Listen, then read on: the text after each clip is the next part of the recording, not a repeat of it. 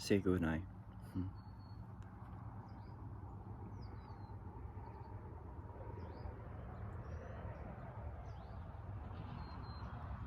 Guess this is just rambles.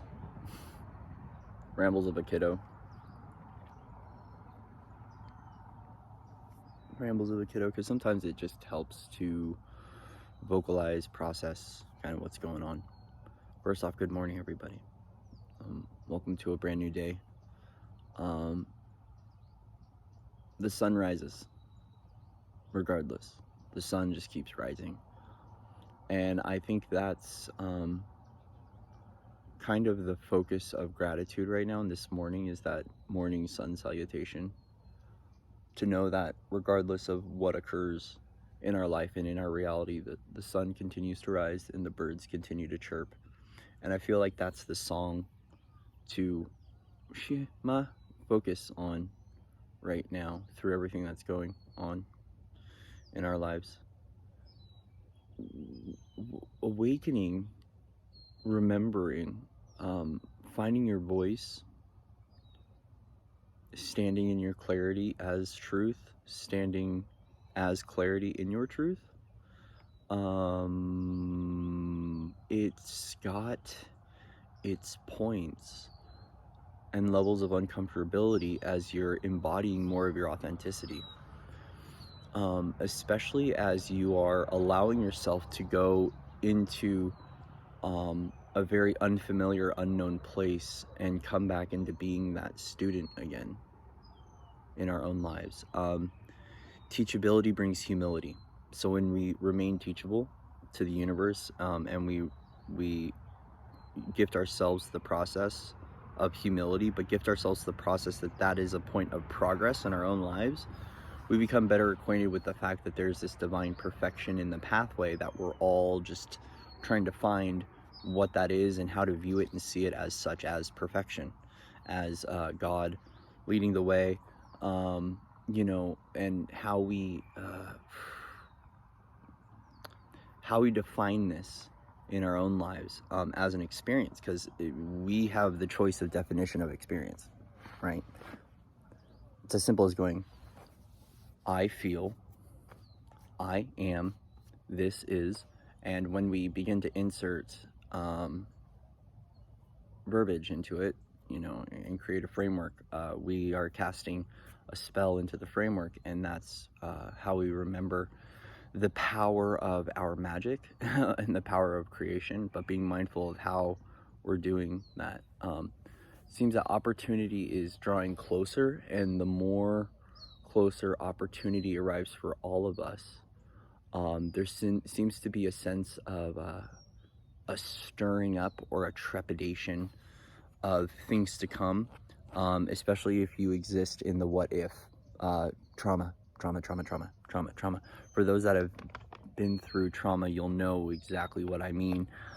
It's the guessing game of the future rather than allowing the future to meet you where you're at and gifting yourself the opportunity to experience the future, especially when the really deep-seated, seated as an S-E-E-D and seated as an S-E-A-T. It's really deep in the soul memory, and it comes up to the surface and it's like, karma, and like how we choose to face that and navigate that in our own lives. What propagates a sense of wholeness and wellness within our own lives? What propagates a feeling of forgiveness and remembrance rather than forgetfulness in our own lives? Because it's very quick to dampen the song of the soul by throwing forgetfulness on it, because it's kind of like Rapunzel putting herself in the tower of loneliness and of isolation for fear of experience.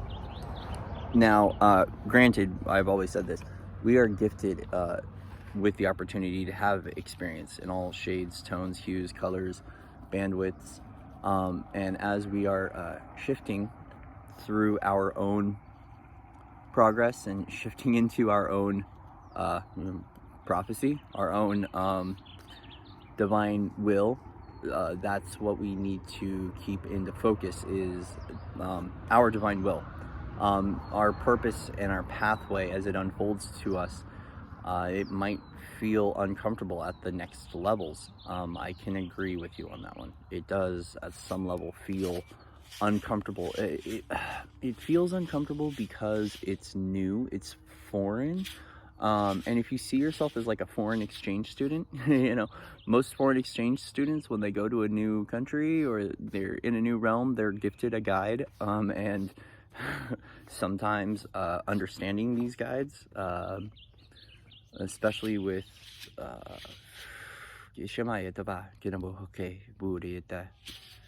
sometimes it's hard to fully get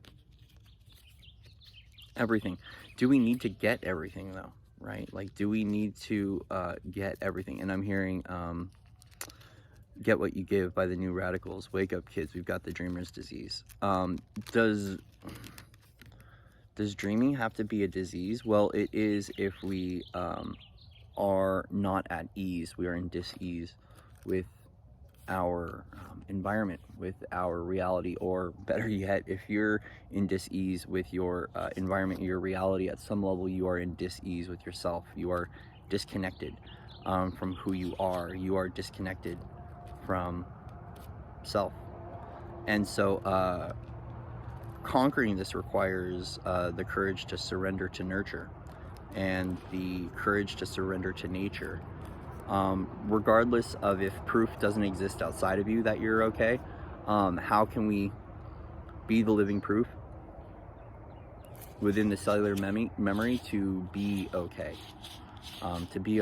Right? And to know that to be prosperous and virtuous, sometimes we have to take a stand in our own lives and to say no to those things that we used to love, to say yes to things that will invite in new love. That's the reality catching up with the new transformation of the new internal condition that exists within you. So a part of this living in a new library or a new home within yourself, in that spark of remembrance, is to allow the new to show up for us.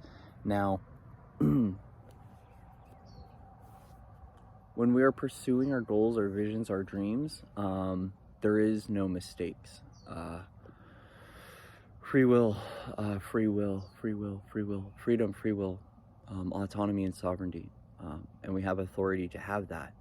Now, as a result, it seems that when we have freedom, when we've been used to chasing the carrot on the stick or chasing the rabbit down into the hole, is that temptation still exists. Why does temptation exist? Well, it's because temptation creates a need within us. When temptation creates a need within us, we will do what we can to fulfill that need until we recognize that within ourselves we are lacking in some way, shape, or form. And because we are lacking, that gives us an opportunity to fill in that hole from within ourselves, and to no longer lack. We now pursue nothing and then become everything. Does that make sense? And so a part of recognizing our own needs not being met internally, and we are playing in that game, we now have to dispose of how we pursue or how we sought out the fulfillment of that need in our reality, and we begin to find ways to introduce a healthy way of being able to gift ourselves that which it does need.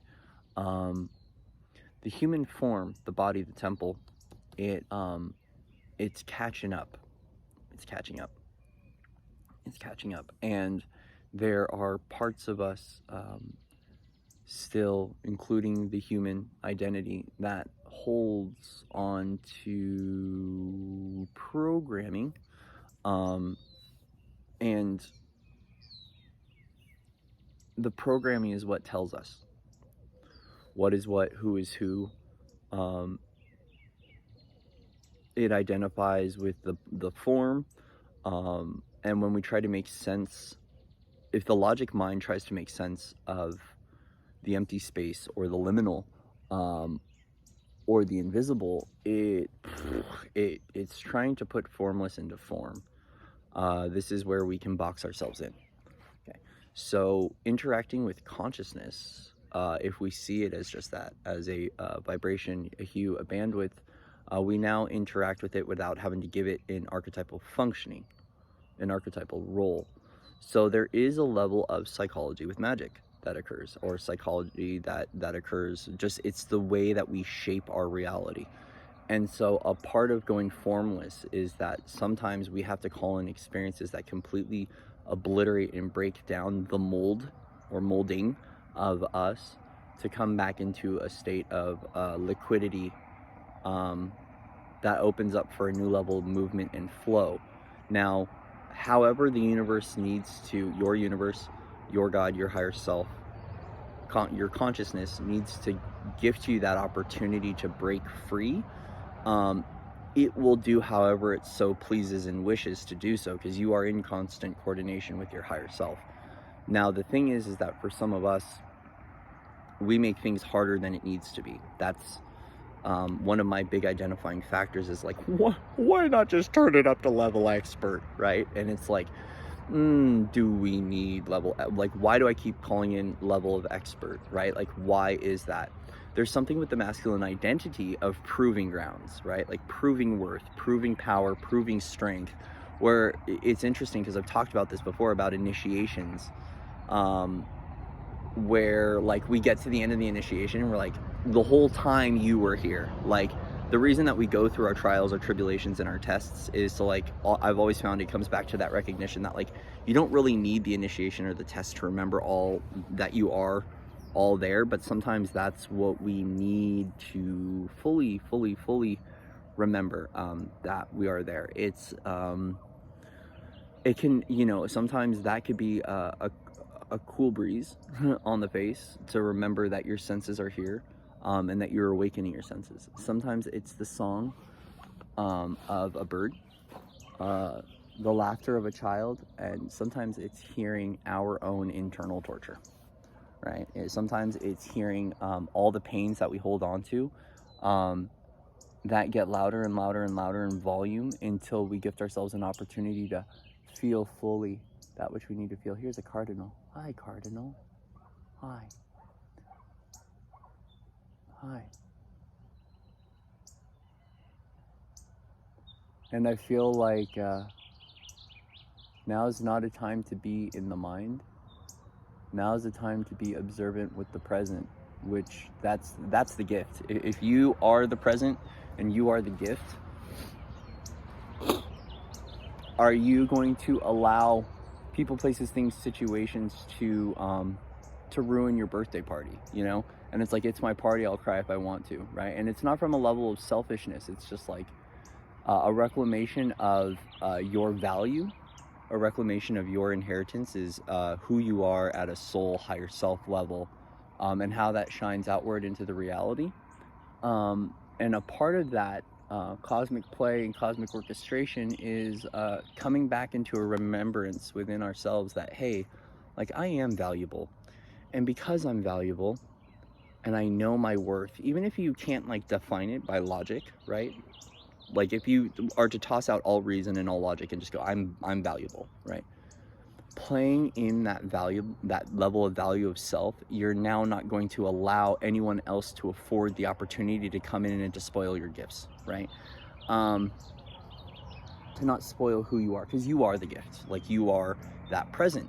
Well, we also have to do the same with the collective. Is like, if I know that I'm love and that I'm powerful beyond measure, that I'm infinite, am I gonna allow these limitations to come in to screw up my experience? Am I gonna allow them to define who I am, or am I gonna go really deep within and create the definition, right? Because a part of that role of being a creator is that you create the definition of what you are. You are the one that's writing in everyone in your reality. You're the one that wrote in the experience. And of course, it's always in coordination with your higher self. It's always perfect in that coordination with your higher self. But do you need to now allow the script to take you over, or are you going to put your foot down and begin writing a new tale for yourself? And how does that look? The new tale that you tell yourself and that you speak into existence through the experience is all yours. So how do you choose to redefine you? And then in another point too, like, do we need a definition, or do we just need states of being? Well, states of being do help in presence. Being observant of the reality, the archetypal functioning, things like that can help. But in another aspect too, there's this pure place of being and allowing that we can all get into. And it's just like that open 0 point expanded nature of self, where it's just like, here I am. Detached in a healthy way from experience, from expression, from form, and just allowing myself to be liminal, allowing myself to be beautiful as just the formless expression. And I feel like now we can begin to define, no, I don't like that word, thank you. Define ourselves. See, I'm even becoming more aware of the thought patterns that exist as I'm speaking about certain things, and how words will quickly shift, change into another direction. And that's a part of the spell that we've been coexisting and co-creating in. And now, you know, there's so much going on with patterns of subjugation, and how do we remove the thought? How do we remove the thought? Time will tell, because I'm still learning that one. I'm very much so driven by the mind. Not a good place to be, because that sometimes that's our prison, that's our hell, is here. It's also the ghost stories that we have, you know, because we've all got ghosts, and we've all encountered ghosts in our lives. It's always just us coming through and going, are you gonna see me now? And so when the boogeyman shows up and goes blah, blah, blah, in your face, you're like, oh, okay, you're me. Thank you for the medicine. Welcome to my life. How can I take your order? And it's like, oh, and the dialogue with self begins to shift and change, because I feel like that's the thing, is we have to create that dialogue to know why we exist in certain realms, why we go through certain experiences, why we have called forward certain experiences on our journey. Hi, Max. Max and Cooper, the puppies, are there. Hi, pups. And so more than anything is, I guess right now it's like really gifting yourselves the opportunity to feel everything you need to feel. You know, a lot of my experience now, because of where I'm at and what I do, a lot of my experience is an internal experience. And there's some things that come through and that I hear, see, feel, and I go, and I just like push it away. But it comes closer and closer from within me to go, are you going to finally stop, drop everything, and feel fully what you need to feel from this? And when I get to the root of it, by going in and going, okay, so I'm hearing this message from within, or I'm encountering this thing outside of me, doesn't hold polarity. We could call it shadow, evil, light, you know, good, we have been the ones for a very long time that have put labels on consciousness. So as I'm interacting with this level of consciousness, that which it is speaking to me and translating through my form, am I going to, you know, how does it make me feel, essentially? And then what I do is I drop into what am I feeling right now, and get really clear with myself to admit that which I feel, because that's where we pull through the truth and the authenticity of ourselves. The authentic expression can admit to self and to others that it doesn't feel whatever, right? Because that's when we begin to offer ourselves an opportunity to find a solution. A lot of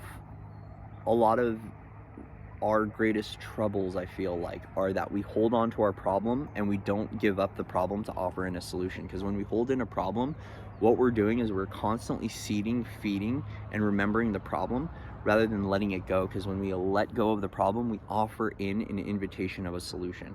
And so the thing is us as a collective of humanity are holding on to a lot of problems from within, right?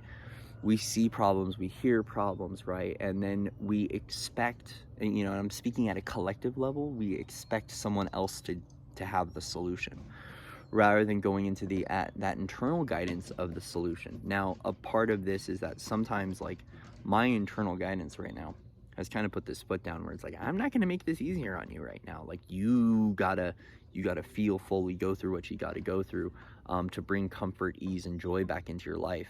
And here right now, the gift is, here's all these things on a platter, on a silver platter, all these things that have been killing you inside.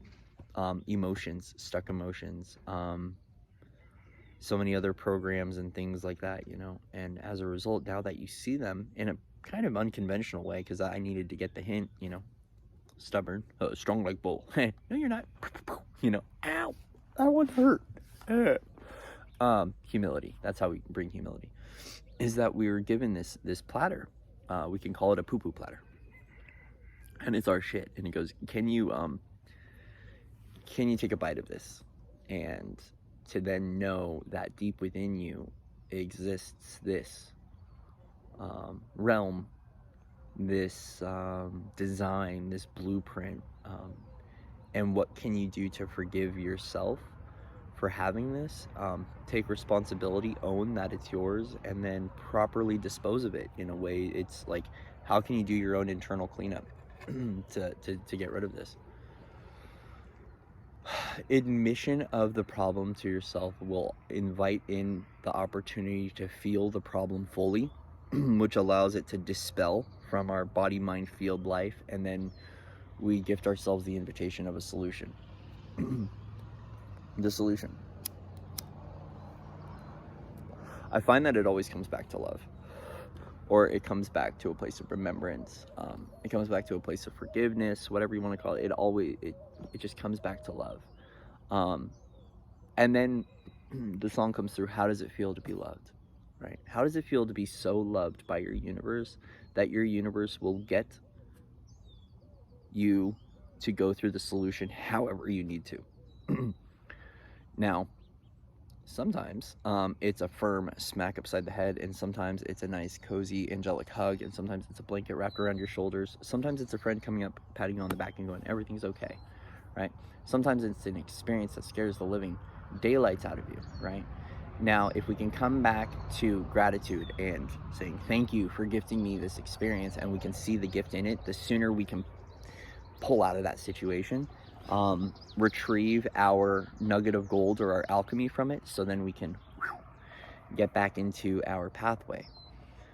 This is where moments of gratitude and saying thanks to the experience, to the expression, and to God's source, to the sun, to the moon, stars, to the planetary body, to Gaia, helps, because everything right now is working, everything for our highest good, even if we can't see it or perceive it right now. But that's kind of the way miracles happen in our own lives, is that we might not be able to see the miracle, but it's there. We just gotta keep AA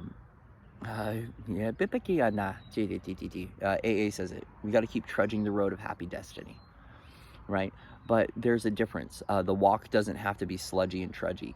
The walk can be as simple and easy as we are. It's just requiring the forward momentum, gifting ourselves the opportunity to begin being in motion.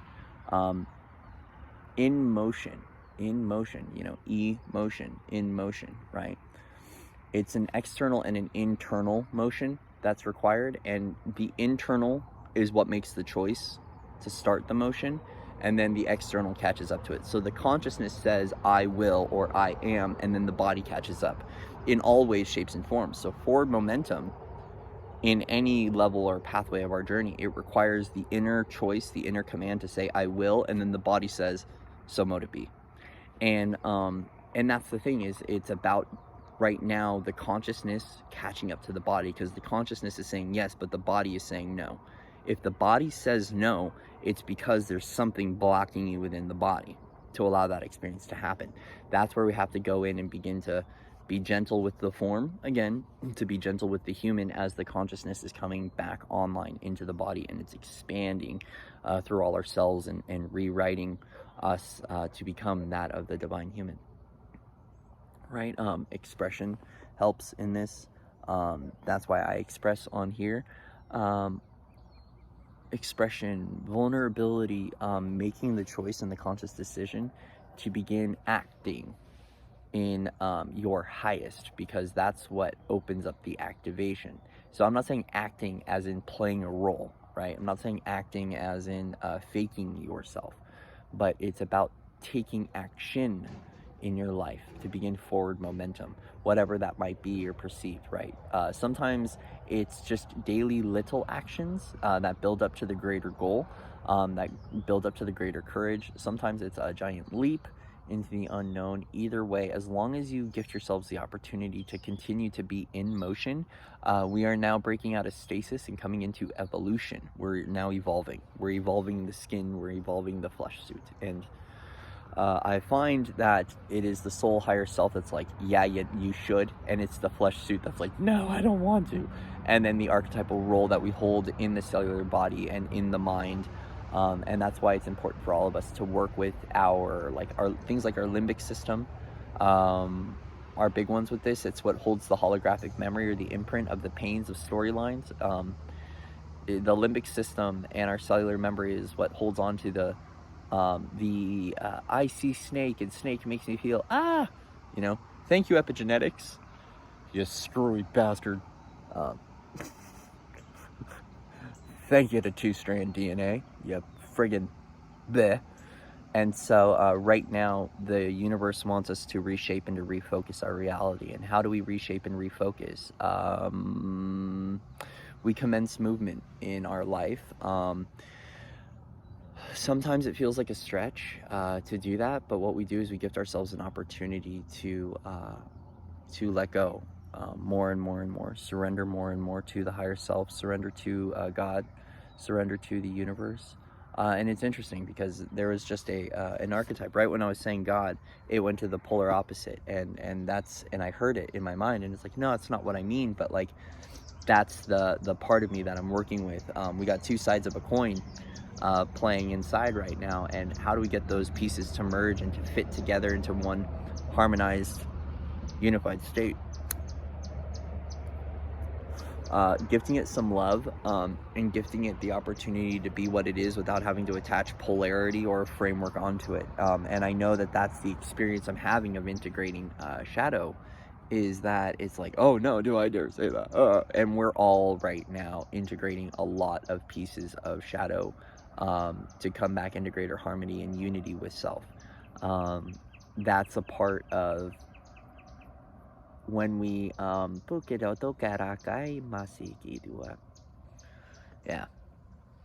I don't know, felt like I just had to shift that one out, just give that one an opportunity to shift and to move.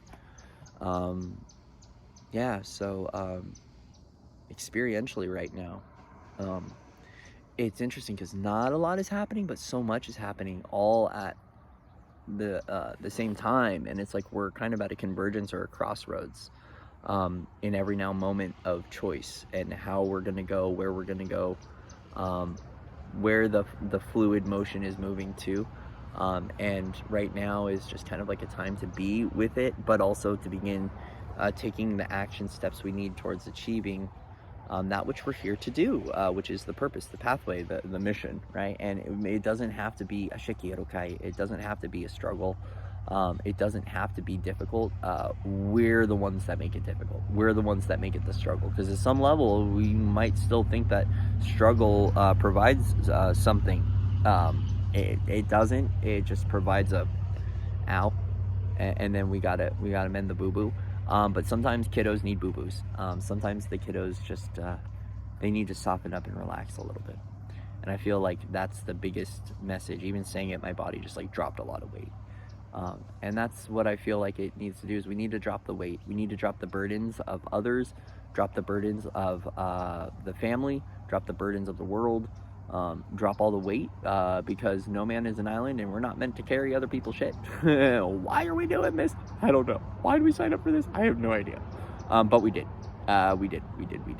So we don't need to carry the weight of the world. We don't need to carry the weight of others. We don't need to carry the weight of our family. We don't need to carry the weight of our ancestors. We can step back and say, no. I'm done. Clear, cancel, delete. Give me a new timeline, right? And then breathe and say, that's not my responsibility to shift out that anymore.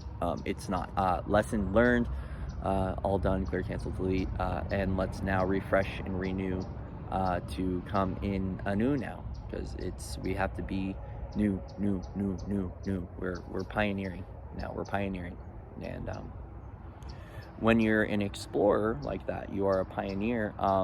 If you're carrying too much weight, that's what bogs down the journey. And so on the journey, we start to slowly just drop off the rocks, the luggage, the baggage of others and of family, and the mortal wounding and things like that. And we can gift ourselves the opportunity to not carry the burdens anymore. And I feel like when we release the burdens, we're now lighter on our feet, and that's where we get out of the trudging, and we float our way to destiny. We float our way. We are farting glitter everywhere we go. Dang it. That's how we fly, because we're born to fly. We're born to fly.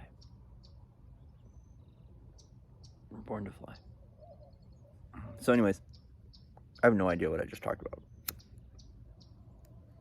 Do you? I don't either. I don't. And that's a good thing. We don't need to know. We just we express when we need to express, and be eternally grateful for having an expression, and having everything we have. So today, I'm grateful for the sun. I'm grateful for my home. I'm grateful for my friends. I'm grateful for my family. I'm grateful for this platform. I'm grateful for my subscribers. I'm grateful for everyone. I'm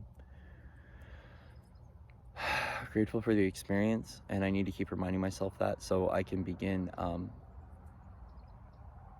calling in that grateful pathway.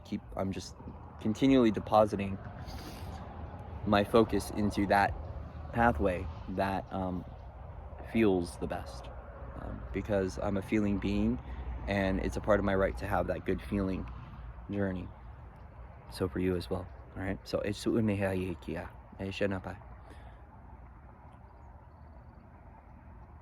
take time to today to discover what revelation means to you, because revelation is it's just clarity. What does revelation mean to you? What does it mean to know fully? What does it feel? Come back to that place every day. What does revelation mean to me? Because that's what the waves here, that's what the codes are unlocking within us, is truth. It's clarity. It's a nice place to be, but to feel and see what we need to feel and see, so we can get rolling into a new direction, is sometimes we got to be rolling in the deep, right? And pigs love mud. Remember that. If you go to a farm, you see the pigs in the mud, and they're just like, yes, this is my place, right? Like, how can we enjoy the mud while we're there? Get the gold, get the nutrition that we need from it, and then get the fuck out of Dodge. Get out of Dodge and just go. Which is just get out of hell. Use your intuition to guide you. Keep focusing forward on your journey. Forward momentum. Together we are one, and one we are all.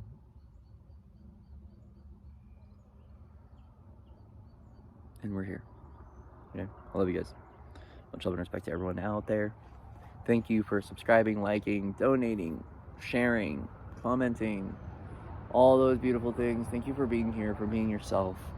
Even if you don't know who you are quite yet, for just being you. Whether it's whether it's harmonious, distorted, beautiful, gorgeous, salient, clear, muddy, filtered, whatever framework or lens you want to put on it. Thank you for being you today, because even if we're not speaking, whether you're with everyone in the world or all by yourself, you being in your truth invites others to do the same, and that's a beautiful code to reveal within all of ourselves. Okay, so I love you guys, and with that, I will see you,